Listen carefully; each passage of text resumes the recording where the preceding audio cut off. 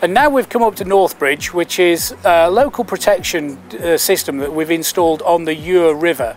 The Ure is the major river in this catchment area and feeds most of North Yorkshire down into the York area and onto the Ouse and finally into the Humber. The particular area of Northbridge floods on a fairly regular basis due to the Ure, with it being a slow reacted river. The houses behind me that you can see are all social houses, full of old age pensioners, so obviously this is of primary importance to the Environment Agency to protect these people from flooding.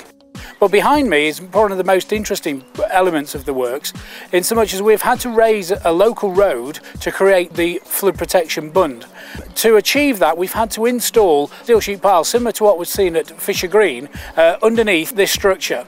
Now this structure here is basically a sheet piled wall down to 18 metres in length, simply because the ground conditions were so poor in this area. With it being a floodplain, it's very, very silty and very, very soft ground below our feet. So to ensure that these piles can stand up, and also because this is a road, take the impact of any passing traffic that may run into them, well, that's why the piles were so long. And here we are now on top of the earth protection bund, adjacent to Fisherman's Lodge. As you can see over my shoulder, the bund extends over 200 linear metres up to Station View Road, which is one of the main thoroughfares through Ripon. The structure behind me that you can just see is a part medieval bridge and is grade 2 listed, and the works we've had to do in and around that structure have taken an awful lot of time and care and planning and agreement with local authorities before we could carry out the works. We're now here at Station View Road Bridge. As I mentioned before, this is a grade 2 listed structure with parts of it dating back to medieval times.